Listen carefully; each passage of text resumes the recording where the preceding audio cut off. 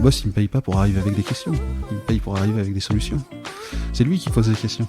Et nous, on est censé trouver des solutions. Et c'est comme ça qu'on crée du drive, en fait. Je me suis rendu compte qu'une fois, je m'étais pas rasé pendant 2 semaines, 3 semaines, et ça commençait à se voir un petit peu. Et étonnamment, en réunion, les gens m'écoutaient plus. J'ai ressenti un changement de regard, en fait, et de perception de mon expertise. Rendre la bonne pratique plus facilement adoptable que la mauvaise. Si vous faites ça, en général, vous enlevez bien des emmerdes dans le futur. Je suis Pierre L'Hôpitalier, cofondateur de Kaibi, société spécialisée dans le digital et le développement applicatif. Ces 15 dernières années, j'ai eu la chance de rencontrer de nombreux CTOs et talents du monde de l'IT qui le sont devenus. Aujourd'hui, je leur donne la parole et ils nous donnent leur vision.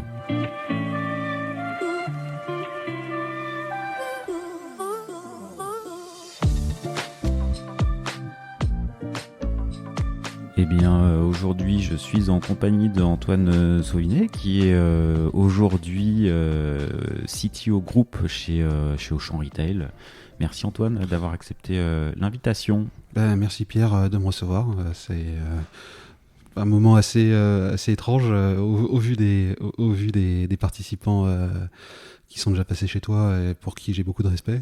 Du coup, ça me fait bizarre d'être de ce côté-là du micro. Ouais, bon, on en parlait un peu off record juste avant. Il y a une ou deux personnes là dont Frédéric Rivin, dont tu me parlais en début de podcast. Ouais, Fred. Off record. Fred qui est arrivé pendant que j'étais chez Betclic en tant que VP Engineering, qui est aujourd'hui CTO chez Dashlane et qui a mis un gros coup de pied dans la fourmilière que pouvait être Betclic et qui a aidé à libérer les énergies des équipes produits pour moderniser tout ça et faire en sorte que Betclic ce soit le groupe aujourd'hui avec le succès qu'on lui connaît, qui est présent un peu partout. C'est une fierté d'avoir fait partie des équipes qui l'ont aidé à faire ça à l'époque, quoi. Ouais, vraiment. C'est un mec je vais pas trop en mettre, mais c'est quelqu'un que je trouve vraiment, vraiment brillant et avec qui j'ai adoré bosser, même si j'aurais aimé qu'il soit encore un peu plus dispo pour pouvoir progresser encore un peu plus, mais ouais, c'est typiquement le genre de C-level qui m'a donné envie de m'orienter sur le chemin du management, parce que c'était quasiment la première fois que je trouvais que je voyais un manager et que je travaillais avec un manager qui me montrait les bonnes pratiques managériales, en plus de tout sa précision et son aspect pointu sur la technique. Et ouais, c'est assez. Il fait partie des gens qui m'ont beaucoup, beaucoup inspiré. Ouais. Puis tu avais reçu Luc Julia aussi. Effectivement. Qui est lui, c'est Luc Julia, quoi. C'est un mec qui sait parler, qui est. Quand je l'ai interviewé, je crois que j'ai dû poser 2 questions dans le podcast et ça a duré 1h10 timé. Ouais, mais puis il a une histoire hallucinante et un impact sur notre industrie aujourd'hui.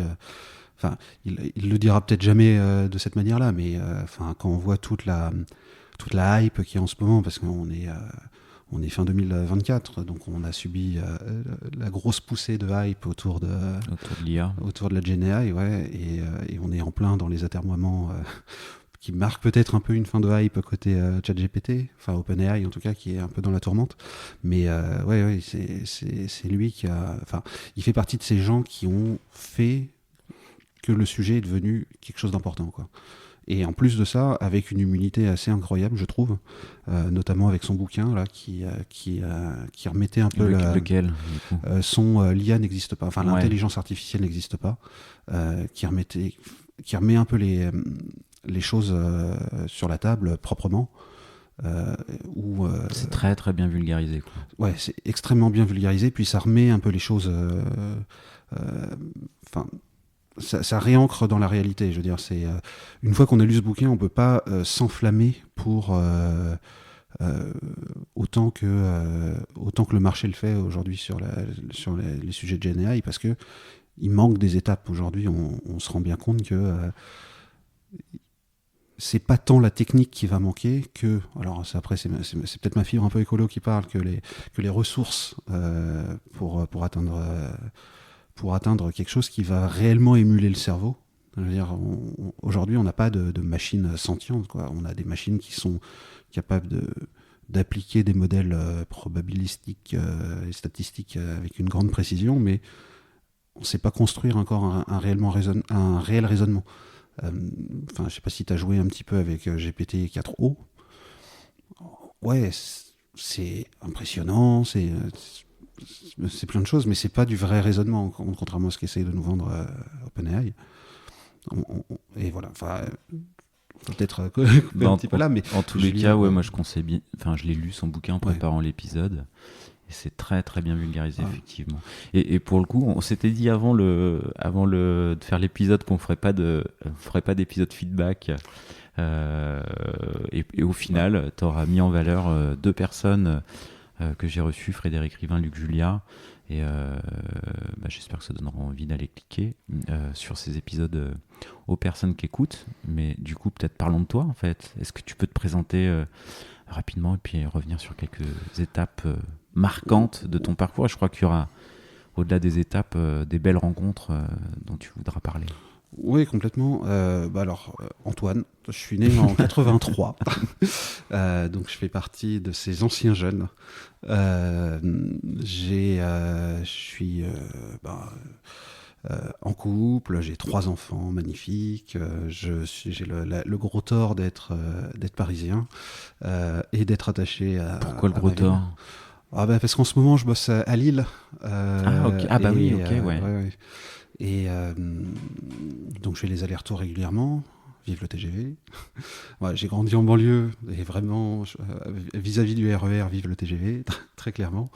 C'est toujours, le côté parisien, il y a une espèce de microcosme. On se disait off record que le monde de la tech et notamment le monde du consulting, c'est un petit monde. Alors quand on commençait à regarder, moi je m'amusais un petit peu à voir dans la communauté craft .NET parisienne qui y avait dans les meet-up, c'était toujours les 80, 100 mêmes personnes, quoi. C'était assez drôle, et puis on se reconnaissait du coup dans les différentes conférences auxquelles on allait assister, en France ou à l'étranger. Donc c'est vrai que moi je le vois comme parfois un désavantage, même si j'adore ma ville, parce que on peut parfois être un peu trop dans l'entre-soi, et il n'y a rien de pire que l'entre-soi pour s'ouvrir l'esprit et proposer des nouvelles choses, quoi. De toute façon, on le voit un petit peu aussi dans plein de domaines, hein.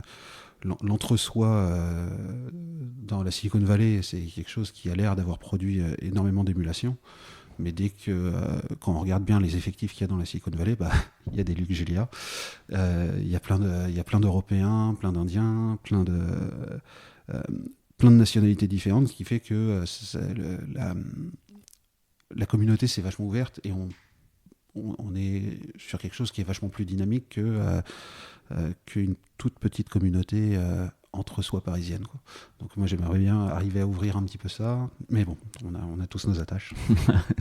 Ok. Et alors du coup, si on revient sur quelques étapes marquantes, du coup. Ouais, j'aime pas le raconter de manière trop scolaire, mais je vais peut-être essayer d'être un peu dans la chronologie, sans date, parce que je commence à avoir un peu honte de mon âge. Mais j'ai commencé par de l'alternance. J'ai eu un bac scientifique, mention ça passe. J'étais pas l'élève le plus passionné de la classe, mais j'ai passé après mon bac 4 ans à la fac, où j'ai essentiellement, fac de sciences essentiellement, où j'ai passé plus de temps à jouer de la musique qu'à faire de la science, et je me suis réorienté sur un BTS que j'ai fait en alternance, où là j'ai vraiment, BTS informatique de gestion à l'époque on appelait ça. Et là, j'ai été mordu complètement par le développement. C'est quelque chose. J'aimais bien bidouiller un peu d'HTML avant. J'avais l'impression d'être un héros qui. Enfin, il y avait un côté très artisanal que j'aimais beaucoup sur le web. qui était que on sauvegardait et hop, on faisait F5 dans son navigateur et on voyait le changement. C'était quasi instantané, contrairement au langage très compilé et compagnie, où il fallait toujours beaucoup plus de temps pour arriver à quelque chose d'un peu graphique, un peu palpable. Donc le dev web m'a tout de suite passionné, mais j'étais en même temps mon alternance, ça s'est fait dans une toute petite boîte. C'était un petit cabinet de management, de consulting en management et en communication. Et j'ai commencé en étant l'homme à tout faire. Je suis allé brasser des baies réseaux, je suis allé remplacer des téléphones, j'envoyais sous garantie des PC qui étaient...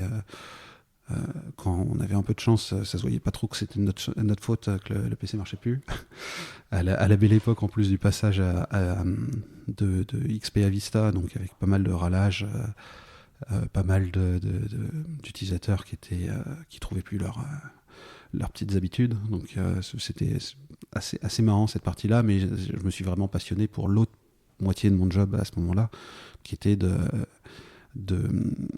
faire avancer l'application de la boîte, celle qu'on vendait, qui permettait de faire des études d'opinion interne au sein des entreprises, et pour envoyer les résultats pour analyse à nos consultants en management. Donc là, c'est vraiment là où j'ai pris le goût du dev. Je me suis dit, putain, c'est génial. J'ai appris SQL sur le tas parce que on m'avait demandé d'insérer 2000 lignes dans une table et je me voyais assez mal le faire à la main. C'était de l'Access en plus, alors c'était un peu pénible. Donc j'en ai profité pour apprendre rapidement des toutes petites bases de SQL. Et du coup, ça a été une alternance assez heureuse, hein, franchement. C'est un peu plus tard que je me suis rendu compte qu'en fait, quand on est alternant dans un département IT où il y a 2 personnes dont l'alternant, on va forcément manquer, on risque forcément de manquer un peu de drive, d'accompagnement. Et du coup, c'est un peu plus tard que j'ai réalisé que j'avais eu un apprentissage hyper autodidacte parce que clairement, le niveau demandé, après c'est peut-être avec le recul que je dis ça, mais le niveau demandé au diplôme pour le BTS en pure compétence de développement n'était pas impressionnant. Ça suffit pas, à mon sens, ça suffit pas à faire de nous un développeur. Il faut pratiquer bien plus que ce qui est demandé pour le diplôme pour arriver à comprendre un peu, acquérir certains automatismes de développeur. Tu l'as compris après l'alternance, au travers du job d'après, où tu as travaillé peut-être plus en équipe, plus nombreuse en tout cas. C'est ça. Ça, je l'ai compris petit à petit, au fur et à mesure des diverses alternances, des diverses expériences. Typiquement en alternance, je bossais directement sur un serveur de production. Le contrôle S pouvait coûter assez cher. Et on n'avait pas. Est-ce qu'il a coûté assez cher? Est-ce qu'il y a des anecdotes?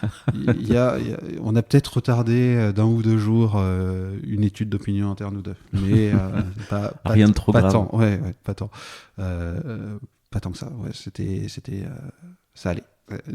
J'ai rarement planté la prod. En vrai, je pense que ça m'est arrivé une fois et c'était dans l'expérience d'après.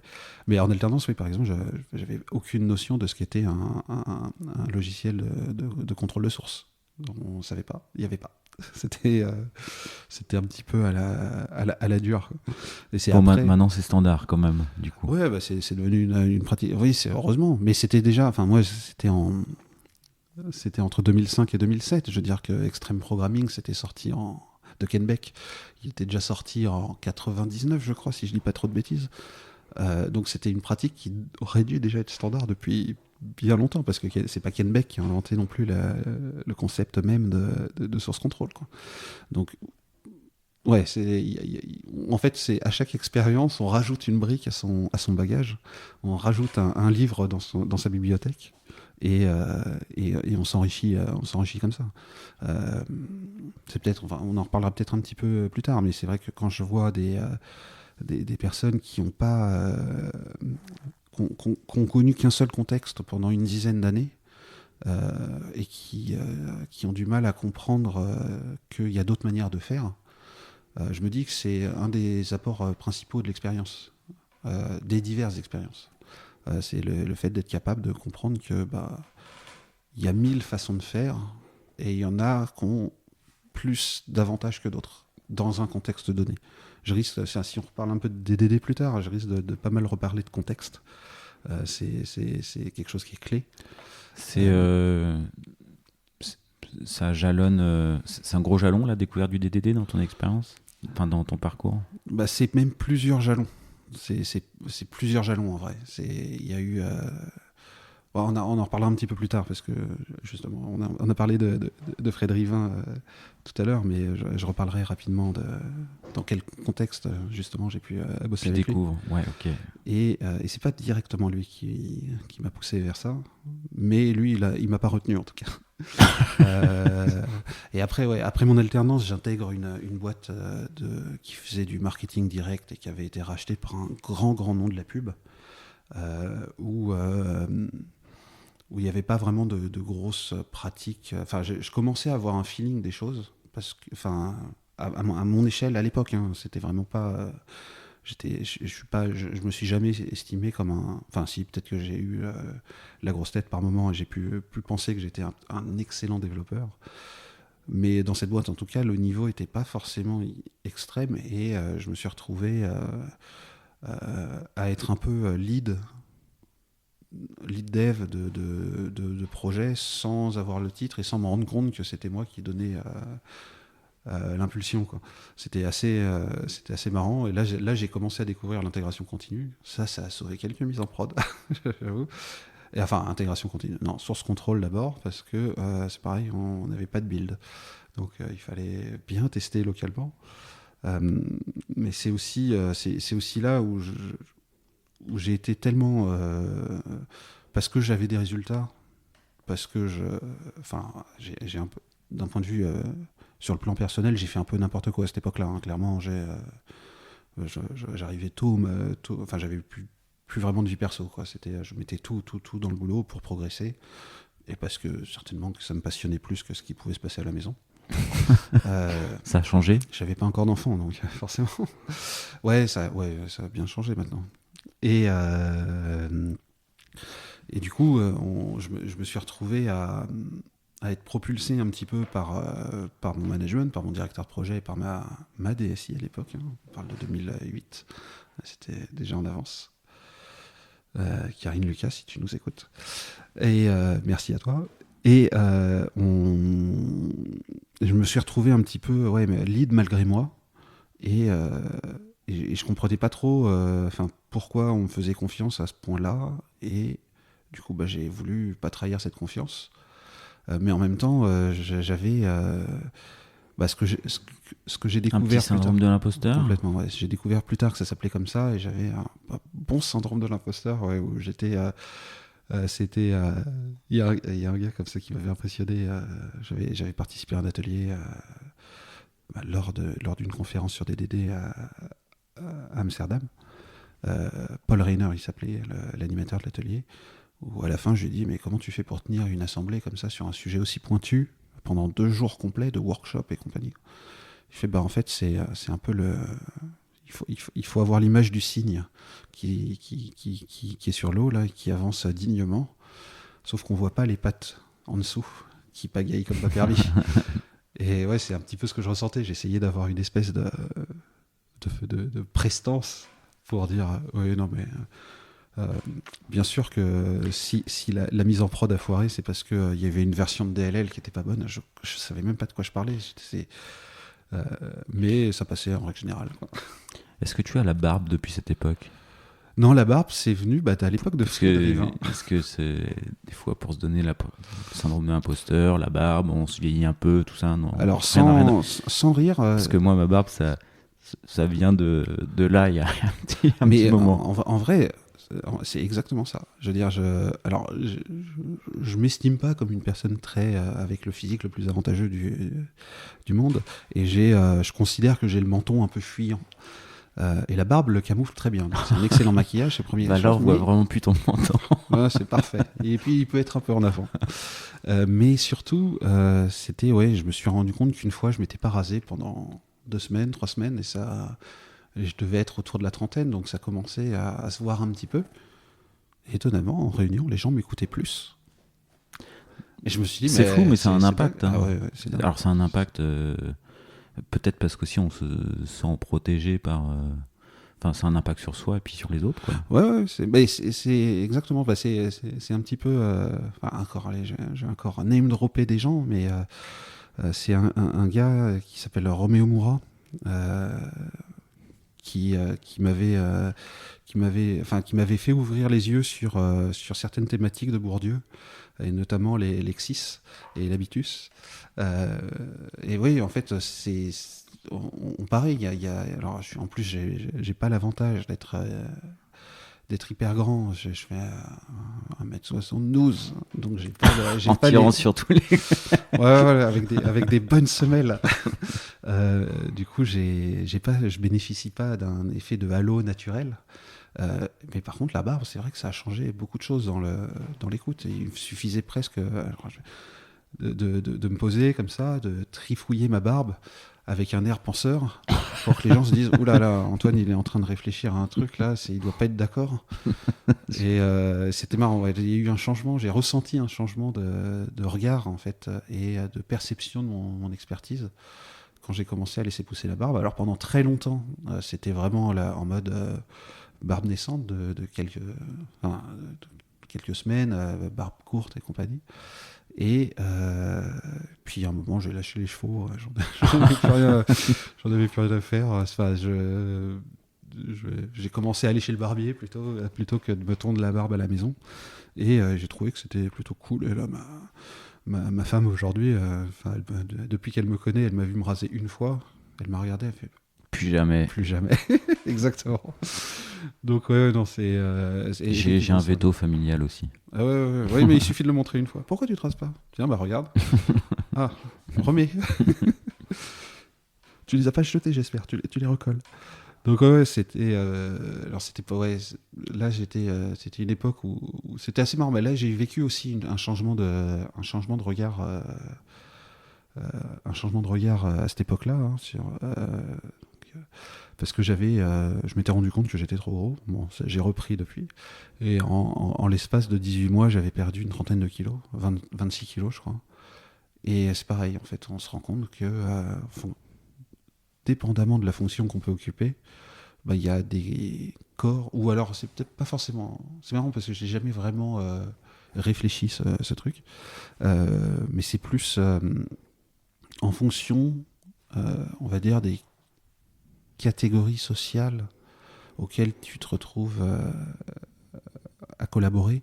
La corpulence peut aussi être peut avoir un effet en fait sur la considération que tes interlocuteurs te portent. Et très clairement, on va pas se mentir, dans les boîtes de pub, on sait que c'est plutôt des personnes, au moins dans les postes de direction, c'est quand même plutôt des personnes qui viennent de milieux plus aisés que dans le retail, par exemple. Et on se retrouve à être mieux perçu quand on est plus mince.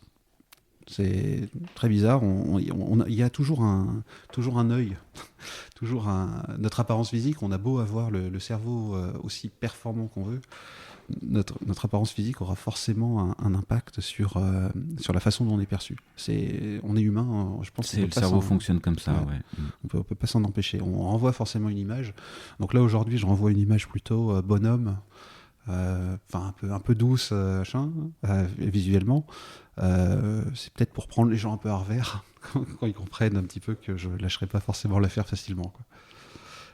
Ensuite, j'ai après le marketing direct, un peu de pub. Alors là, c'est une expérience, c'est marrant parce que j'ai l'habitude de pas parler des expériences dans lesquelles je suis pas rentré, je suis pas resté très longtemps. J'en ai eu, hein, j'ai eu plein.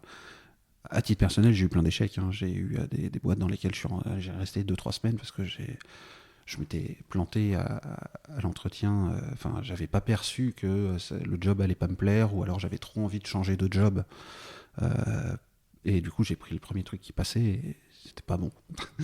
Et là, je suis passé dans une boîte de pub. Alors, là, pour le coup, vraie boîte de pub, où je suis resté 4 mois. Celle-là, ça fait partie des courtes expériences qui m'ont vraiment marqué. Parce que là, je suis tombé dans une équipe où les devs étaient vraiment, vraiment costaud. On avait un architecte Jean Lorca, qui a été le premier à m'impressionner intellectuellement. C'était vraiment un gars qui percutait à une vitesse hallucinante et qui s'était entouré du coup de gens qui étaient pareil. très très capables, très très capables. Et moi j'étais arrivé en tant que petit junior parce qu'ils avaient besoin de staffer. Je sais pas si j'étais arrivé par défaut ou pas, mais ils avaient besoin de staffer un petit peu. Et là, on découvre un autre monde et c'est là qu'on se rend compte qu'il y a peut-être des limites à pas dépasser si on veut conserver un équilibre vie pro, vie perso relativement acceptable. C'est là où typiquement, le jour où je suis parti, c'est quand j'ai rempli mes timesheets, où on avait deux timesheets. On avait un timesheet client et un timesheet interne pour suivre un petit peu les projets. Le timesheet interne, c'était en pourcentage de la journée. Donc forcément, on fait 100% d'une journée. Et le timesheet client, ça servait pour la facturation. Donc c'était en heures. Et j'ai claqué madame le jour où, au bout de 4 mois, le jour où j'ai vu que j'avais fait 100% de ma semaine en 70 heures. Enfin, 70 heures facturées au client. Je me suis dit, là, il commençait à y avoir un problème. C'est plus jouable, quoi. Je peux plus faire 9h, ou 8h, 22h tous les jours, quoi. Ça fait des bons horaires. Ouais, puis, je veux dire, à la limite, quand on est entrepreneur et qu'on construit sa boîte et que c'est notre bébé, je veux bien je peux concevoir qu'on y passe autant de temps. Quand on est salarié avec peu de considération, c'est moins justifiable, surtout que ça empêche derrière de pratiquer des activités qui vont te permettre de progresser dans le job ou hors job, mais sur d'autres choses qui vont te nourrir. Ça fait, c'est un moyen. J'ai senti poindre un espèce de burn-out à un moment. J'ai dit bon, stop, on arrête, ça sert à rien, et je vais faire autre chose, quoi. Et tu pars vers Je pars vers ma première expérience en boîte de consulting, enfin en SS2I ou ESN à l'époque, donc c'est une petite structure de Levallois qui m'envoie en mission pour du retail e-commerce. Alors je ne les citerai pas, mais qui est expérience assez intéressante.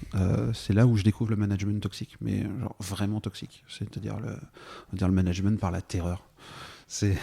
Par la terreur. Par la terreur. Donc ça m'a très vite montré ce qu'il fallait pas faire. Ah ouais, un directeur qui hurle sur ses développeurs parce qu'ils n'ont pas fait comme il voulait lui. En fait, c'est quelqu'un, je pense que c'était un ancien développeur qui était monté un peu avec le projet et qui avait vachement de mal à lâcher le contrôle total qu'il pouvait avoir avant. Ok. Tu vois, sur la réalisation. Il fallait implémenter les choses comme il voulait lui, quasiment à la virgule près, au point virgule près.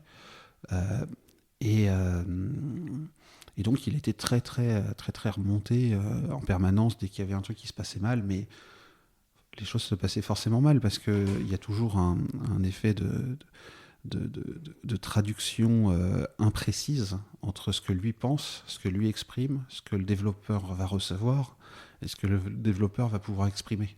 Il y a 4 niveaux de traduction.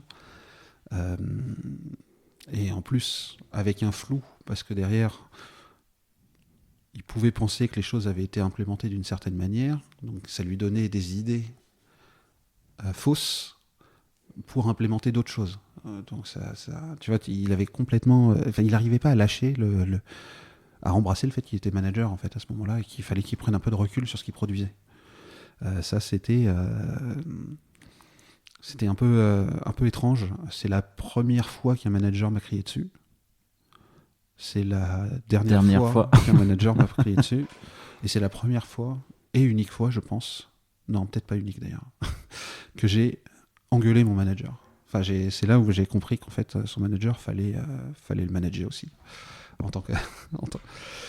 Et parce qu'il faisait un peu n'importe quoi, il allait mettre là, à mon sens, c'est toujours pareil, on arrive toujours avec parfois un melon, mais il mettait le projet en danger, à mon sens. Il n'était pas forcément mauvais, et ça partait pas de mauvaises intentions, mais il était complètement dépassé en fait, et c'était la seule façon Ça a normalisé la relation, le fait de Ouais, répondre, ouais, ou oui. ça t'a permis de te projeter un peu dans ce contexte, ou t'es parti en fait au final? Ouais, je suis quand même. Non, non, je suis resté encore après, hein, mais en fait, il a relâché justement la pression, au moins sur moi, jusqu'à ce que j'aille lui dire qu'il fallait aussi relâcher la pression sur les autres, parce que c'est pas comme ça. Enfin, je peux entendre qu'à un moment on essaye de mettre en place une saine pression, mais ça reste rarement sain quand c'est dense et continu, quoi. Et c'est à ce moment-là, en fait, quand il a commencé un peu à lâcher la supervision à 100% de ce que je produisais, que là j'ai pu commencer à faire preuve d'un peu plus de créativité dans ce que je produisais. Et du coup, lui, il pouvait se concentrer sur être créatif sur les fonctionnalités qu'il fallait qu'on implémente. Ça avait été une partie assez cool de la relation qu'on avait pu avoir. Mais c'était presque figure d'exception au sein de la structure, quoi. Euh, Là-dessus, c'était ouais, tous les devs n'avaient pas eu le cran de s'opposer frontalement à lui. Et du coup, on se retrouvait avec des devs qui partaient plutôt que d'aller discuter avec lui, alors qu'ils aimaient l'équipe, ils aimaient la mission et compagnie, mais ils pouvaient plus tolérer de se faire engueuler. Du coup, ils partaient. Ce qui, en règle générale, est rarement bon pour la pression qui redescend sur les autres derrière. Euh, donc ouais, non, non, je suis resté encore quelques mois après ça et je commençais à me sentir un peu frustré par le fait qu'on n'ait pas le droit de passer sur des technos plus modernes. C'est-à-dire qu'aujourd'hui, enfin à cette époque-là, on était encore en très à l'ancienne sur la stack .NET. Moi, j'ai fait ma partie pratique sur .NET, hein. Enfin sur ASP d'abord et ASP.NET derrière. C'était le gros de mon parcours de développeur. Et là, on était vraiment sur des vieilles versions et sur des vieilles technos qui étaient déjà obsolètes au moment où j'étais entré. Donc c'était assez frustrant et j'ai voulu trouver une mission avec plus d'allant technique, parce que j'avais envie de progresser techniquement à l'époque. Et c'est là que tu pars chez Betclic? Exactement, ouais. C'est là que je pars chez Betclic dans un contexte qui était assez étrange. Parce que j'étais arrivé pour bosser sur un projet qui qui a avorté très vite après mon arrivée, parce que pas de sous. À l'époque, c'est la première fois que j'étais confronté à une boîte qui prenait des décisions aussi dures budgétairement parlant. Et c'est là que sont arrivés le nouveau CTO et le VP Engineering, donc Fred Rivin à l'époque. Et là, ouais, j'ai touché à pas mal de choses, sauf le gambling en lui-même. J'ai fait du paiement, du marketing, pas mal de cross-cutting concerns. Donc de mise en place de socles mobiles un peu pirates, c'était assez drôle. Et il y avait, pareil, c'était vachement plus structuré quand je suis arrivé. C'était aujourd'hui avec le recul très loin de l'état de l'art, mais déjà c'était beaucoup plus structuré et il le fallait parce que là l'équipe de dev était quand même d'une autre ampleur. On parle avec les DBA, les devs, les product owners, les QA, on devait être à une centaine ou 120 personnes, quoi. Donc ça commençait à être une grosse partie technique, une grosse empreinte technique au niveau RH. Et là forcément il fallait plus de structure. C'est là qu'on découvre que des équipes qu'il vaut mieux pas siloter par verticale, ou par horizontalité technique, mais plutôt par verticalité fonctionnelle. C'est là où ça marche encore le mieux. Par contre, ça demande un peu de mise en place technique justement et architecturale pour que ce soit jouable. Ouais, on avait. Quand je suis arrivé, c'était vraiment. T'avais des trucs qui étaient assez improbable techniquement parlant, et sous l'impulsion de Fred Rivin, tout a été rénové, ou en très grande partie rénové. On a lâché les vieux socles techniques, Et on a su. DDDisé. Alors pas. Ouais, pas. Moi, j'ai découvert en tout cas à ce moment-là.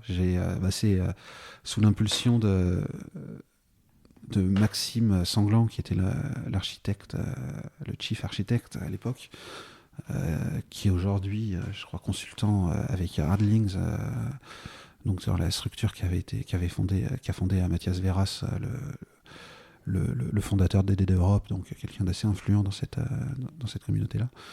Mais Maxime, lui, il m'a commencé à me mettre il a commencé à me pousser dans cette direction. Il m'a prêté des bouquins. Je crois qu'il y avait Clean Code, le premier que j'ai lu, de vrais bouquins qui parlaient un peu d'IT, enfin de dev en tout cas. Ça a été Clean Code qui m'avait prêté. Alors j'ai commencé à dévorer les bouquins derrière.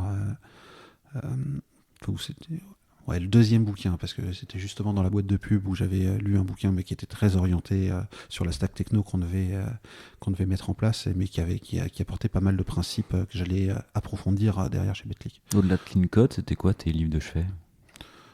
Ceux qui ont été sur ta table de chevet un petit moment. Ceux qui ont été sur ma table de chevet, il y avait forcément les livres très techniques, les Pro, ASP.NET, MVC3, MVC4, MVC5, des bibs de 800 pages, et les premiers avaient été écrits par Steven Sanderson, qui est ensuite rentré chez Microsoft et qui a fait Blazor, qui permet de faire du WebAssembly en .NET. Incroyable ce truc. Et il y avait on le voit pas beaucoup. Hein. Non. On l'a pas vu beaucoup. Non, et je pense qu'on le verra pas des masses en fait. C'est comme beaucoup de choses un peu shiny qui arrivent à un moment, qui sont porteurs d'espoir, mais qui n'arrivent pas à créer l'attraction nécessaire dans les communautés d'usage, quoi. En livre de chevet, j'ai eu Clean Code, j'ai eu Pragmatic Programmer.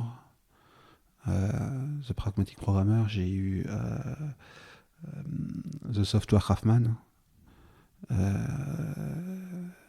Les Solid Principle. Il y a eu beaucoup d'Uncle Bob au début que j'avais un peu trop tendance à vénérer. Aujourd'hui, j'ai pris vachement de recul par rapport à ce qu'il pouvait raconter, parce que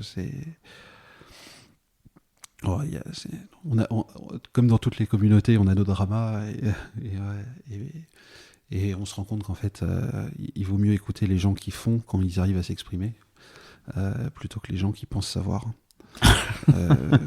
Non, mais enfin, je veux dire, le problème, c'est si on prend Domain Driven Design d'Eric Evans, en fait, l'erreur d'Evans là-dessus, ça a été de faire un seul bouquin, parce que en fait, il y a deux bouquins dans ce bouquin-là. Il y a effectivement Domain Driven Design, qui est tout l'aspect, tout ce qu'on appelle le DDD stratégique, qui permet de modéliser et comprendre comment fonctionne un business, et comment on peut adapter, faire refléter en tout cas les contraintes business aux structures de communication de l'entreprise. Et il y a toute une partie finalement qui est autour du design souple, avec tout le DDD, ce qu'on appelle le DDD tactique aujourd'hui, et qui a tendance à prendre trop de place quand on découvre des DD, parce qu'on se dit oh putain, il y a des patterns, c'est cool, je vais pouvoir les appliquer, ça va être trop bien. Et au final, c'est pas ce qui est important dans ce bouquin. Ces patterns sont bien, mais un repository, ça vient pas d'Evans en fait. C'est le vrai breakthrough d'Evans là-dessus, c'est ça qui m'a apporté le plus de valeur. C'est ce qu'on appelle les bandits de contexte, et la notion DDD, et je mets des air quotes pour bien signifier que j'essaye de contextualiser la chose, mais ce qu'on appelle dans une vision DDD l'agrégat, parce que c'est pas un agrégat pareil que quand on fait de la BI ou des choses comme ça. C'est pour ça que je le contextualise. Et les bandits de contexte, c'est vraiment le point majeur, parce qu'on comprend qu'en fait, tout ce qui permet de structurer la pensée, c'est-à-dire le langage, c'est quelque chose qui est valable dans notre métier, dans nos habitudes de conception. Je vais pas prendre d'exemple bateau, mais il y a des subtilités sémantiques quand on utilise un terme et on n'est pas toujours sûr que en face on ait compris exactement ce qu'on voulait exprimer. Ça peut prendre forme avec plein d'exemples. Le pire, c'est les acronymes. Il faut toujours expliciter ces acronymes. Je crois que c'est un des pires, une des pires mauvaises habitudes quand on utilise du jargon, c'est utiliser des acronymes qu'on recontextualise pas. Typiquement, si je prends un exemple très bête, mais si on parle d'ACL, d'un côté des praticiens des DD, ils vont dire ouais, ok, c'est un anti-corruption layer, je vois exactement le pattern et compagnie. Et de l'autre, en face, quand on est en train de parler avec des gens cybersécu, enfin plutôt orientés cyber, ils vont dire mais qu'est-ce que vient foutre un access control list ici, quoi.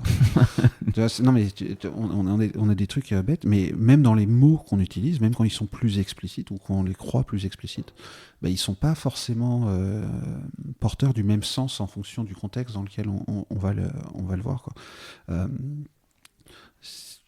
Pour expliquer ça, il y a des choses qui sont très bêtes.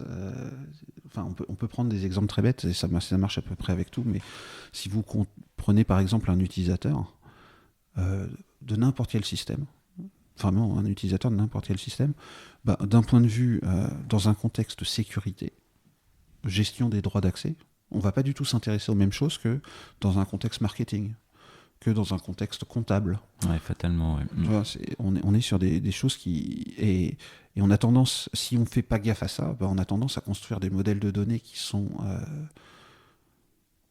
on dit canoniques, ou à 360 degrés, qui apportent leur lot d'emmerdes énormes sur toutes les problématiques d'urbanisation que tu vas pouvoir rencontrer, et ça c'est des choses que j'ai découvert un peu plus tard, l'importance de l'urbanisation, mais tu vas du coup te retrouver avec finalement un point central sur lequel tout le monde sera responsable. Du coup, quand il y a plusieurs responsables, il n'y a pas de responsable en vrai. On va te dire oui, mais c'est cette partie-là de la table-là, c'est tel service qui est responsable. Ouais, super, mais il y a quelqu'un d'autre qui peut écrire dessus. Ah oui, mais alors c'est un cas très rare. Voilà, ça c'est des choses qu'il faut arriver à éviter.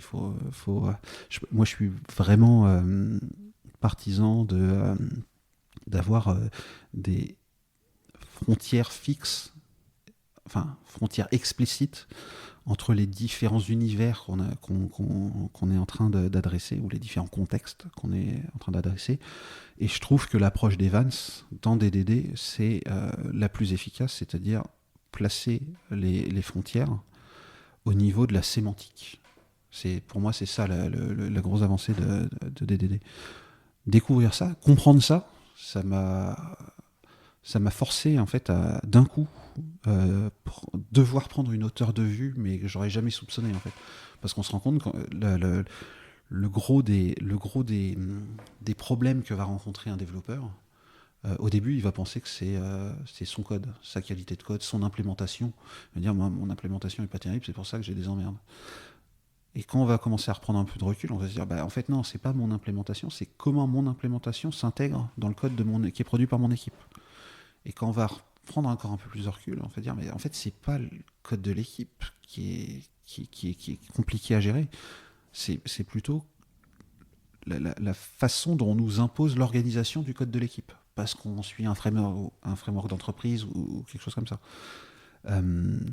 Et pareil, et en tirant la pelote, en fait, t'en reviens à te dire mais en fait, si cette partie-là elle est compliquée, c'est parce que le directeur du marketing et le directeur juridique ils discutent pas entre eux. Tu vois ce que je veux dire?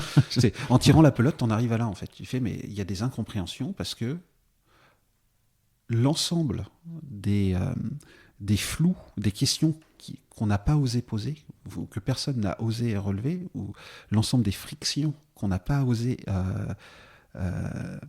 faire ressurgir au sein de l'organisation, elles sont redescendues jusqu'aux développeurs. Et c'est ça qui crée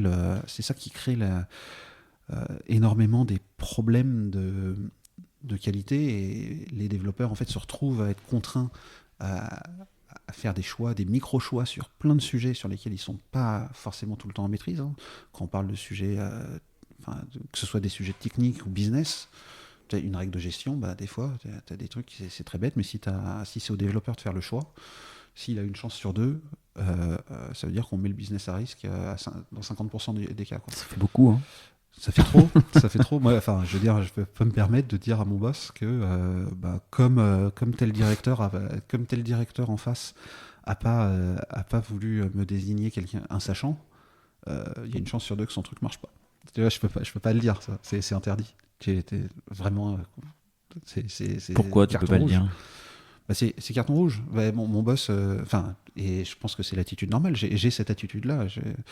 Mon boss, il me paye pas pour arriver avec des questions. Il me paye pour arriver avec des solutions. Tu vois ce que je veux dire ? Ouais. C'est lui qui pose les questions. Nous, on est censé trouver des solutions. Et c'est comme ça qu'on crée du drive, en fait. C'est comme ça qu'on crée de l'attraction et du focus sur ce qu'on essaie de réaliser. Et si on reboucle avec Betclic, Fred Rivin était vachement fort là-dessus. Il savait poser des questions. Et nous, on apportait des solutions, et quand on n'apportait pas de solutions, mais qu'on lui apportait la preuve de notre réflexion sur des solutions potentielles qui ne nous satisfaisaient pas, il savait mettre le doigt avec d'autres questions sur les choses qu'il fallait qu'on résolve en premier lieu, quoi. Donc c'était assez épatant de bosser dans ce contexte-là avec plein de personnes. C'est là où j'ai découvert la véritable bienveillance aussi. Betclic, c'était assez étonnant, malgré le contexte qui a pu être dur par moments. Moi, je me souviens, quand je suis arrivé, j'avais un lead dev ou un dev senior qui est devenu mon lead dev derrière, à qui j'ai aussi envie de faire un shoot-out. Il est chez VP, je crois, aujourd'hui, qui s'appelle Morgan Richard. À pas confondre avec l'auteur Richard Morgan. Morgan Richard qui a su trouver les mots pour me secouer un peu les puces, pour que je redescende un peu du piédestal auquel je pensais avoir droit, et me dire que je râlais, et on pouvait râler, on avait des motifs d'insatisfaction par rapport au boulot qu'on faisait, mais que la façon de l'exprimer avait peut-être même plus d'importance que les fondaments, les raisons sous-jacentes derrière, pour que ce soit résolu. C'était si on exprime mal, ou si on incrimine sur certaines personnes des raisons de frustration dans son travail de tous les jours, faut savoir le faire avec tact, quoi. Ce que je savais pas faire à l'époque. Ce que j'ai dû apprendre, c'était pas forcément ma façon naturelle de fonctionner, quoi. Alors du coup, toi, c'est quoi l'étape tournante qui t'amène à peut-être prendre plus de responsabilités, lead ou managériale, plus que technique? Ça s'est construit parce que Betclic, j'y suis rentré en tant que consultant. J'ai sauté le pas, je suis rentré en interne, et derrière, je suis retourné en société de conseil, en ESN. Et là, il y a eu un espèce d'escalier qui s'est joué avec l'expérience, je pense. C'est-à-dire, j'ai pris des postes de lead dev au sein de plusieurs, chez plusieurs clients. J'étais chez SOAT à l'époque, belle boîte à l'époque, mais je crois qu'on connaît un petit peu tous les deux. Et du coup, on m'avait placé sur des missions. Là, c'est pour reconnaître le travail qu'a pu fournir l'équipe commerciale de SOAT à l'époque. Mais il m'avait trouvé des super missions en tant que dev senior ou lead, très orienté craft. En plus, j'avais une facilité une facilité à vendre le craft. C'était un peu l'âge d'or à l'époque, lors des entretiens pour voir si ça matchait, si ça fitait sur l'émission. Et forcément, toutes les boîtes cherchaient des lead dev qui vendaient du travail bien fait plutôt que du travail mal fait, quoi. C'était assez facile à l'époque. Et du coup, j'ai eu plusieurs postes de lead. Je me rendais pas compte de l'aspect managérial encore sur ces périodes-là. Et via une mission aussi, j'ai eu une proposition de Loïc Diaz da Silva, qui était CTO chez Groupe Se Loger, qui m'a demandé de le rejoindre en tant que lead archi ou head of archi sur la partie software et logiciel, enfin logiciel et technique.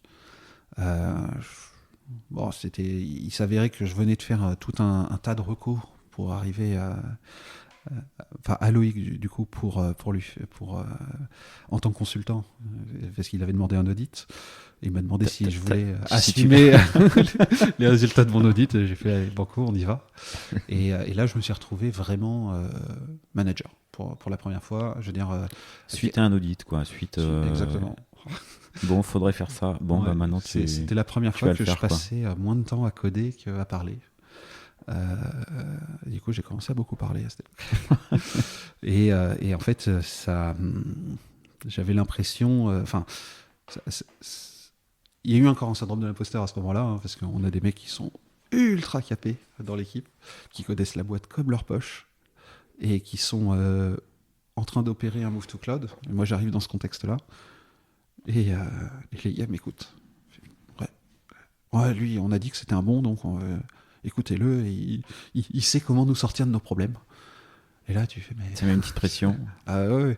Bah, surtout qu'à l'époque, mon boss, alors j'étais pas directement rattaché à Loïc, j'étais rattaché à un gars aussi avec qui j'ai adoré travailler, Alexandre Nera, qui était CTO opération, le responsable en fait de tout le run, quoi. CTO run, ouais, je crois que c'était le titre qu'il avait. Et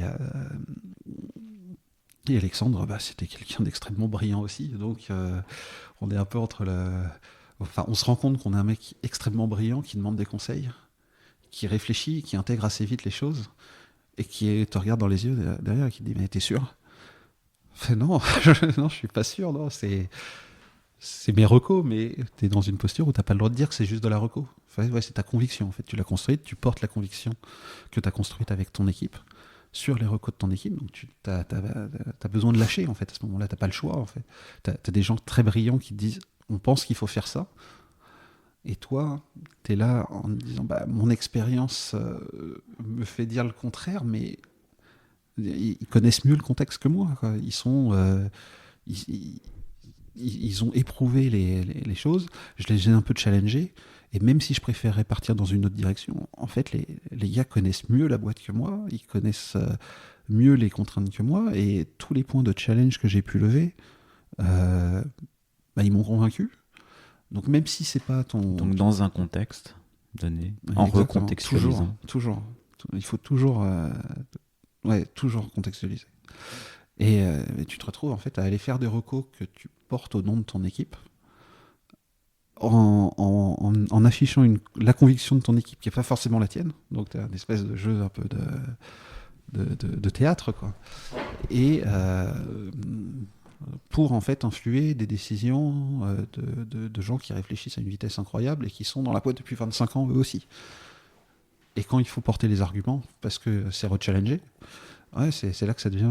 C'est là que tu te dis, je fais du vrai management là en fait. Je porte le discours d'une équipe, je prends la responsabilité des échecs de mon équipe, et pour autant, si l'équipe réussit, c'est eux en fait, c'est pas le manager, quoi. Tu vois, c'est leur talent à eux qui ont fait qu'ils ont pris la bonne décision.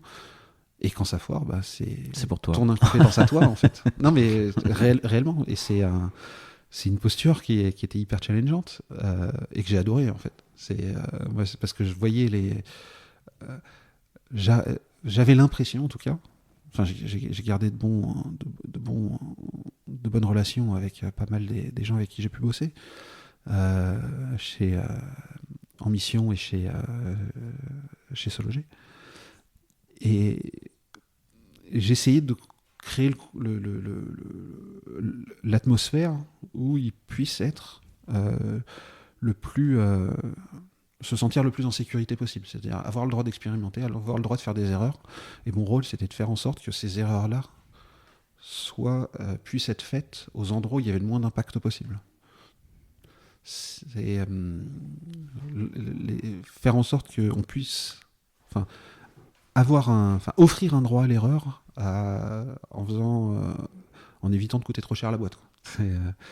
C'était un petit peu ça que j'essayais de chercher pour faire en sorte que la boîte puisse expérimenter, trouver des solutions et avancer le plus vite possible, parce qu'il y a un move to cloud. Si tu vois, je suis resté 3 ans chez Sologer, le move to cloud, il venait de commencer quand je suis arrivé, il n'était pas tout à fait terminé quand j'en suis parti. Et pourtant, on parle d'une structure où l'IT produit, c'était IT produit QA, c'était 650, 700 personnes. On commençait à être sur du très très costaud. Donc c'était encore un. Pourquoi tu vas pas au bout du coup? Parce que je suis appelé. En fait, non, mais en fait, il y avait des si tu veux, il y a eu des divergences en fait de conviction sur certains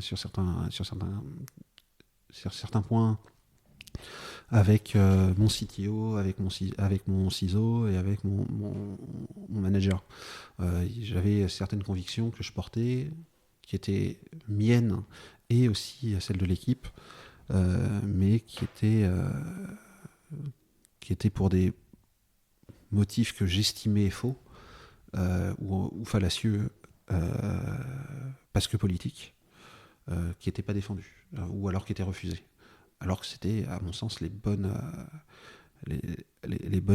orientations à prendre, parce que ça allait faciliter la vie de tout le monde, parce que ça allait rendre toutes les équipes qui adopteraient toutes les équipes dans lesquelles c'était pertinent d'adopter cette solution auraient été plus performantes, auraient pu faire plus. Donc voilà, c'est là où je me suis dit, c'est dommage parce qu'on se concentre pas sur la vraie problématique, et on est en train de jouer un peu. Alors c'était en plus une époque où commençait à y avoir un peu de jeu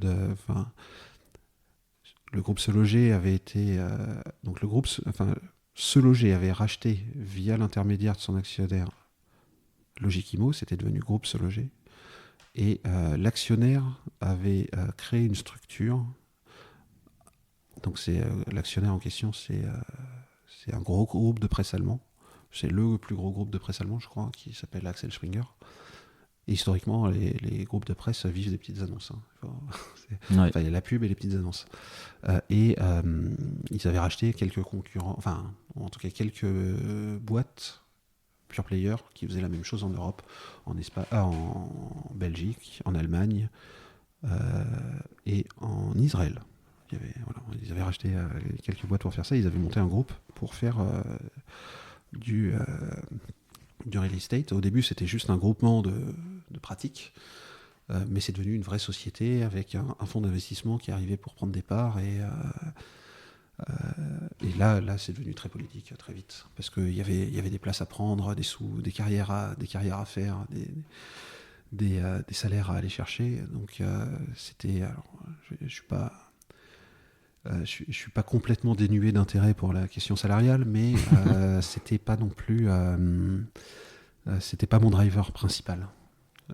Et puis j'avais pas envie de jouer, c'était trop tôt pour moi pour jouer ce jeu-là, en fait. J'avais pas envie de passer mon temps à essayer de convaincre des huiles que ma solution est meilleure que la solution du mec d'à côté qui a pas normalement son avis à donner sur ma solution, parce que c'est en dehors de son périmètre. Donc on est voilà, je me suis dit bon, stop, c'est l'heure. C'est l'heure, tu vas te fatiguer, tu vas encore faire un burn-out, ça sert à rien. Joue pas trop à ça. Et j'ai été démarché par comme souvent, par un chasseur de tête, parce qu'il y avait une boîte qui cherchait un CTO, une petite boîte. Je me suis dit cool, une boîte de 60 personnes, un codir de 5 personnes. la politique, ça devrait aller, quoi. L'IT fait 10 personnes, ils veulent remplacer leur CTO historique parce qu'il avait d'autres aspirations. Il voulait quitter Paris en plus. Donc, go, hein, on va voir. Hein. Quelle ne fut pas mon erreur. Penser que la politique n'existait pas sous certaines tailles de boîtes, en fait, c'est faux. C'est faux, la politique est absolument partout. Et re-shoot out à Roméo Moura qui m'avait averti de ça, qui me disait, mais t'as le droit de penser, t'as le droit de dire que tu veux pas faire de politique, mais croire qu'il y en a pas, c'est une erreur. C'est une erreur. C'est la plus grosse erreur que tu puisses faire. Je l'ai faite. Et bon, c'est en faisant des erreurs qu'on apprend. Hein. De toute façon, l'être humain apprend par deux manières. Hein. Enfin, comme tous les mammifères, on apprend de deux manières. Hein. La douleur ou le jeu. Pour mes équipes, je fais en sorte que ce soit plutôt du jeu, quoi. On essaye d'éviter trop la douleur. Et puis c'était un contexte assez spécial, dans le sens où il y avait un fonds familial, on dit un family office, qui avait des parts dans la boîte et qui voulait sortir parce qu'ils avaient fait 5-6 ans. Ils se disent, c'est l'heure aussi. Ouais, c'est le moment de reprendre nos pièces. Et en gros, je suis rentré dans cette boîte pour apporter une caution plus technique pour ce changement d'actionnaire. Pour offrir un profil plus, en tout cas donner une image plus tech et avec plus de vision que ce que pouvait avoir mon prédécesseur dans l'objectif de la revente, quoi. Dans un contexte où c'était la première fois que j'étais CTO, donc c'était la première fois que je pouvais dire écoute-moi, en fait, tu feras comme je t'ai dit de faire. À des gens qui avaient envie de tout sauf ça. C'est la première fois que j'étais responsable d'un héritage, en fait. Parce que quand tu es CTO, tu peux arriver, la boîte elle peut bien avoir 60 ans, comme celle où je suis aujourd'hui. Quand tu es responsable de l'IT, quand tu es responsable de l'IT, tu es responsable de tout l'IT, en fait. C'est-à-dire l'existant, enfin le passé, le présent, t'hérites de tout. Voilà, t'hérites de tout, et il n'y a pas un CEO qui va te regarder en disant oui, écoute, t'as raison. C'était pas toi, c'est pas grave. C'est pas toi, c'est pas grave. Ça marche plus, on peut plus faire de business, mais t'inquiète, je m'inquiète pas du tout. Prends ton temps. Non, ça c'est effectivement. Hors de propos, quoi. Donc on prend cette responsabilité et on se rend compte que ce qui était, pour reboucler sur ce que je disais tout à l'heure sur les origines, en fait, des insatisfactions de certains devs qu'on pouvait remonter très haut. Là, en fait, on se rend compte que la dette, c'est un petit peu ça, en fait. C'est dû à plein de choses. Il y a plein de types de dettes différentes. Et il y a la dette purement technique, le code de mauvaise qualité. Ouais, ça, c'est... Ok, on sait faire aujourd'hui, on a des approches craft. Moi, par exemple, je fais beaucoup... quand je code, ce qui m'arrive plus très très souvent, malheureusement, mais quand je code, j'ai quasiment systématiquement une approche TDD, ouais, parce que j'ai trop de choses en tête pour avoir suffisamment de place dans mon buffer pour prendre tout le contexte applicatif en compte quand je fais la moindre modif. Donc j'aime bien avoir cette espèce de filet de sécurité que m'offre TDD. C'est pas quelque chose que j'impose, mais c'est quelque chose qui me va bien, moi, comme mode de développement. C'est plus ça, c'est une façon qu'on peut avoir de développer. Moi, c'est une façon qui me va bien. Donc ça, après, on a des pratiques craft,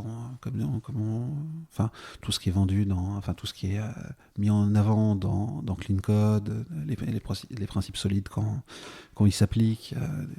Les design patterns, c'est des trucs très bêtes, mais c'est 96, je crois, le livre du Gang of Four.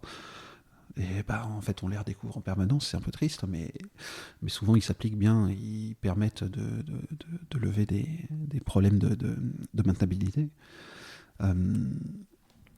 Donc ça, on va traiter efficacement en fait cette partie dette purement technique, mais derrière tu vas avoir de la dette SI aussi, une mauvaise exécution du plan d'urbanisation par exemple, qui fait que tu as 2 modules pour faire une chose, mais un parce que ça traite le legacy, l'autre parce que ça traite la nouvelle façon de faire, sauf qu'on n'a jamais eu le temps de complètement décommissionner l'autre. Ouais. Le grand classique, quoi. Voilà, donc tu te retrouves avec là de la dette SI, tu te retrouves aussi avec de la dette fonctionnelle, c'est-à-dire qu'il y a des usages qui arrivent,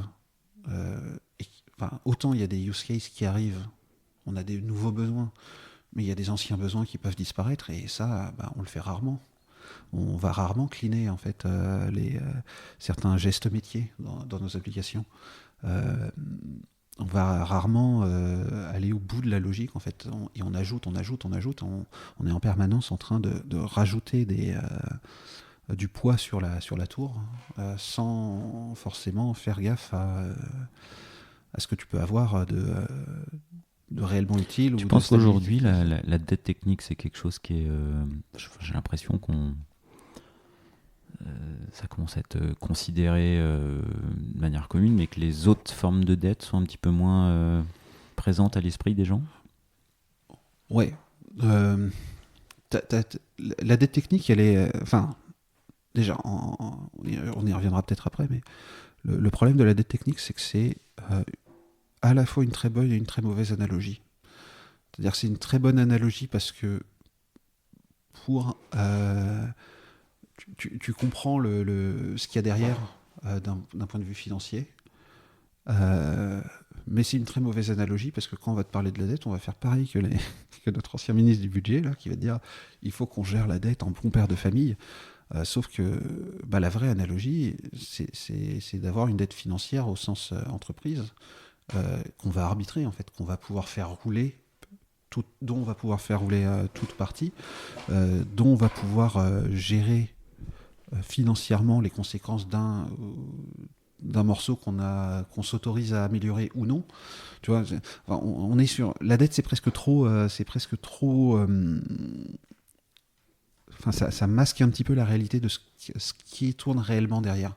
On s'entend sur le terme, mais la réalité qu'il y a derrière, c'est nettement plus complexe que ça. Si on parle juste du code ou de l'architecture logicielle, il y a une bonne image c'est Thomas Pien qui en avait parlé, qui donnait, et je crois que ça en plus il l'avait repompé chez certains de ses devs là, très très important aussi. Suivez Thomas Pien, il est très très fort. Où justement il disait que finalement, ce qu'on appelle la dette purement technique, il faut essayer plutôt de le voir comme une route. C'est-à-dire qu'une route, si tu fais rien, c'est utilisé et ça se dégrade petit à petit. Ça va forcément se dégrader. Et alors, parce que il y a un champ à côté qui pousse et ça fout de la terre dessus. Parce que on construit une maison et il a fallu faire passer des canalisations. Donc ça peut affaiblir certaines fondations.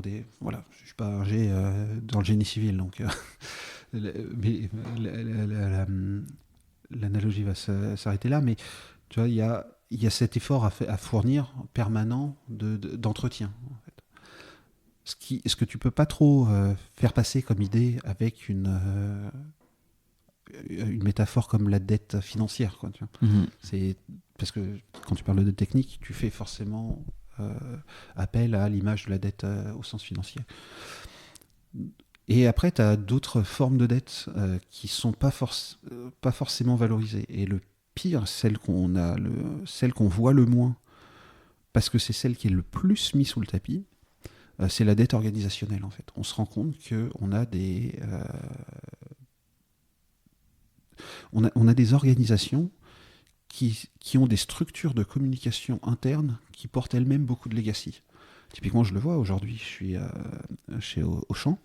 Dans mes équipes, alors moi ça fait 20 ans que je travaille, ça fait 20 ans que je vis de l'IT, et dans mes équipes, j'ai des gens qui sont là depuis 25 ans. Et ces personnes, c'est génial de bosser avec eux parce qu'ils connaissent tout. Ils connaissent tout, ouais. Le quoi et le qui. Oui, j'ai mes archis, là, mes archis et mes devs, là, ils connaissent le quoi et le qui. À qui demander quand il y a un problème. Pourquoi il y a 10 ans et alors le pourquoi, des fois, il est oublié, malheureusement, et ça, c'est un peu dommage. Mais on met en place des choses pour éviter d'oublier. Et alors du coup, c'est quoi ton rôle chez Auchan là aujourd'hui ? Aujourd'hui, je suis CTO, donc je porte deux sujets majeurs. Enfin, en tout cas, j'ai 2 enjeux majeurs qui sont la Design Authority et la mise en place des outils autour du MEC. La Design Authority, c'est, pour le faire très rapidement, c'est être garant du normatif et de la compliance autour des pratiques technologiques.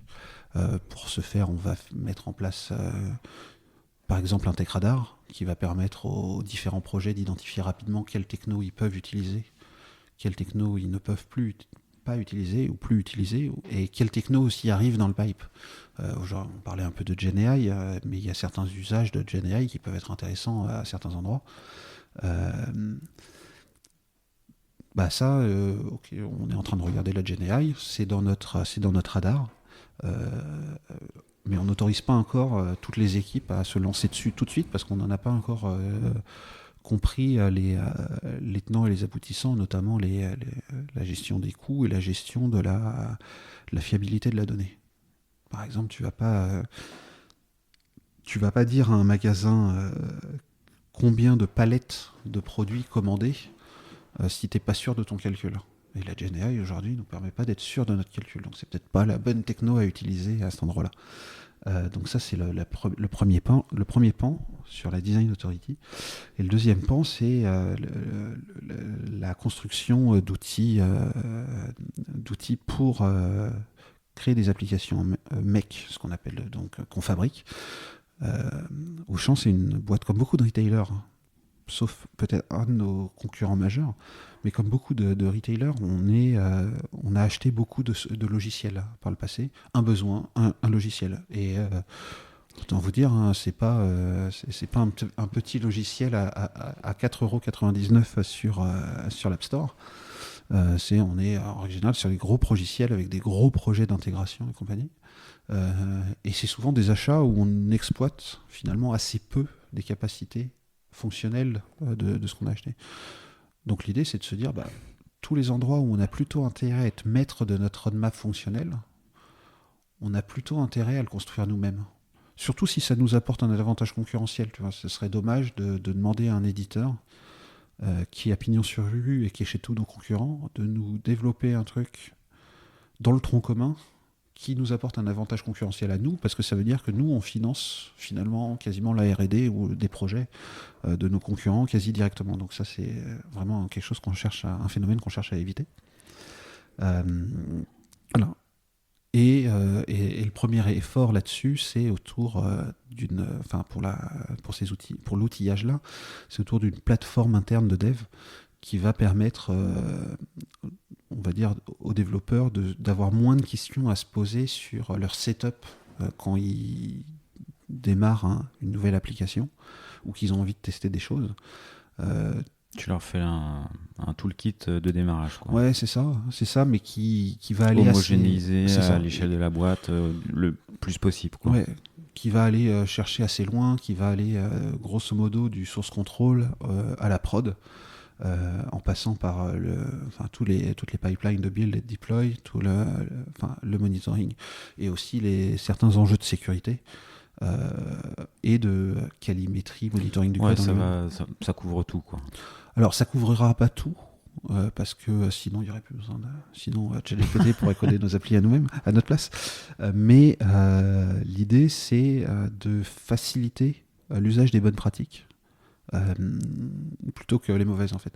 Je suis un fervent défenseur de l'idée que on a tendance à toujours chercher le chemin de moindre friction, et si tu rends le fait d'avoir une authentification forte sur ton API facile, automatique, parce que ton toolkit est là, le développeur, il va essayer de pas trop se prendre la tête. Si ça lui facilite la tâche. C'est ça. Ça lui facilite la tâche. Enfin, si on lui facilite la tâche et qu'en plus on lui évite de se prendre un taquet en comité de review, archi et compagnie, en général, il va plutôt partir là-dessus. C'est plus simple.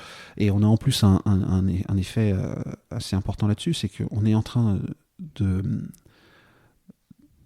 enfin, on adopte de plus en plus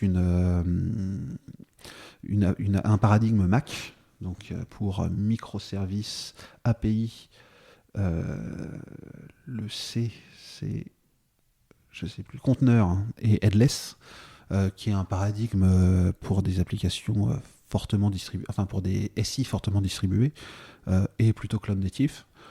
Et bah pour ça, en fait, à partir du moment où tu commences à penser microservices, tu te dis qu'il va y avoir énormément de tâches ultra répétitives à l'initialisation des projets. Et si cette initialisation d'un projet prend plusieurs jours de dev, oui, t'es pas gagnant, quoi. Bah t'es pas gagnant, surtout l'automatiser qu'on repose prend beaucoup. tout son sens. Ouais. C'est ça. Et en plus, on repose beaucoup sur des externes, donc ça se mesure tout de suite très très vite, quoi. Les coûts financiers. Donc effectivement, là c'est le gros focus qu'on est en train de donner pour avoir le premier, la première version, notre MVP en prod à la fin novembre. On devrait arriver à quelque chose qui arrive à manager pas mal des enjeux qu'on cherche à traiter. Et après, voilà, et sinon, on continue aussi à accompagner les équipes qui réalisent pour les orienter vers les bons patterns, les bons outils, les bonnes pratiques. Bon, pas mal de challenges, du coup, à venir. Pas mal de gros sujets chez Auchan. Ouais. On arrive tout doucement, je pense, à la fin du podcast. Tu sais que j'ai quelques petites questions pour terminer. Allez. Est-ce que tu as un surnom ou des surnoms que tu partages? Peut-être que tu partages. Pas dans la vie publique.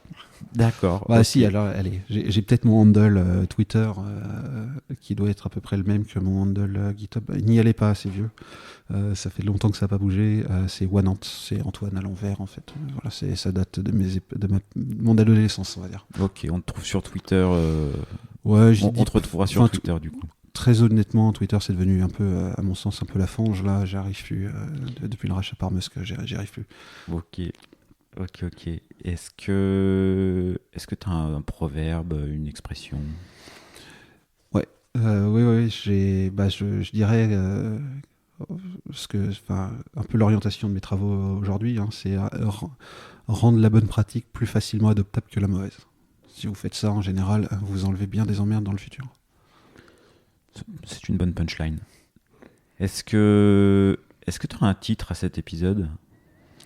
J'avais réfléchi à quelques trucs, mais là, je me rends compte que j'ai surtout un peu trop parlé de moi et de mon parcours. Donc, c'est un peu l'idée du podcast aussi. Erratique, hein. Peut-être.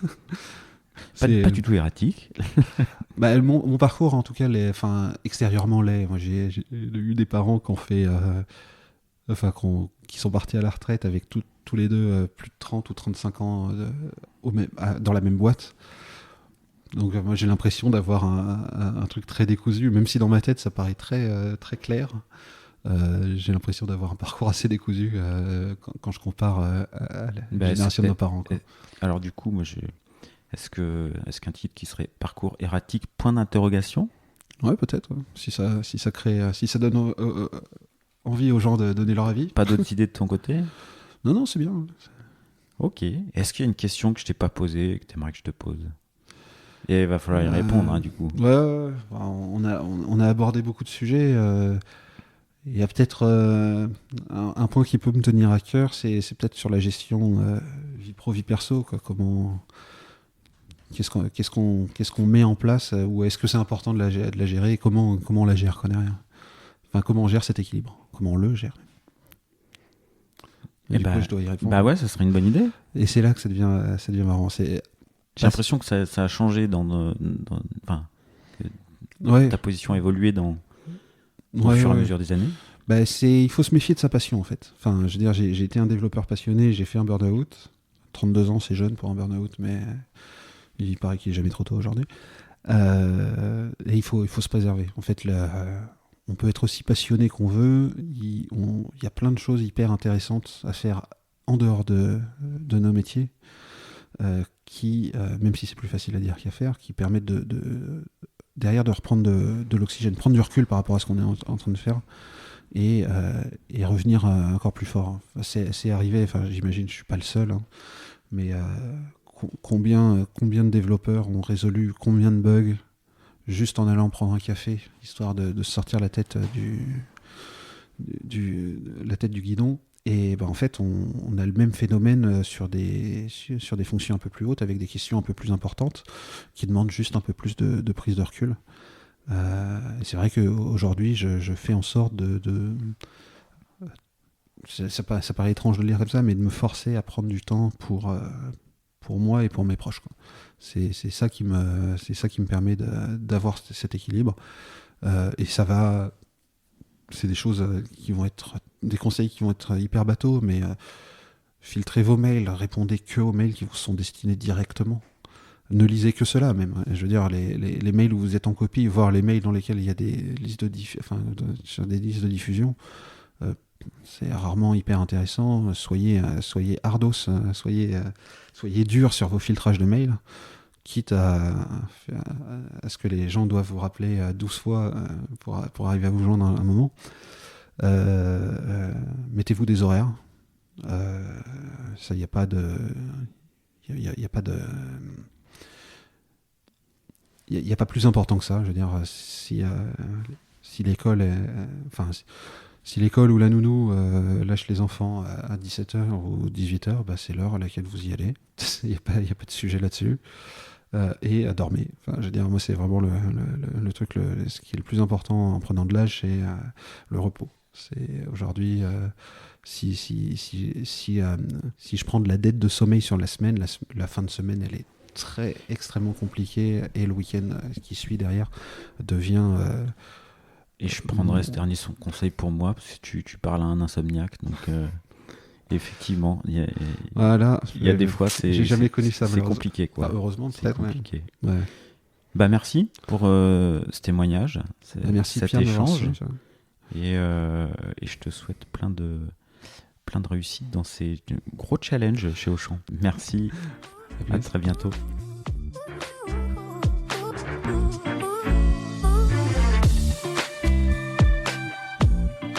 L'épisode est terminé, j'espère qu'il vous a plu, et si c'est le cas, c'est le moment de prendre 2 ou 3 secondes de plus pour 2 ou 3 clics. Un petit clic pour un pouce bleu, ou un petit clic pour un partage aux copains, ou un petit clic pour vous abonner et ne pas rater le prochain épisode. À très bientôt.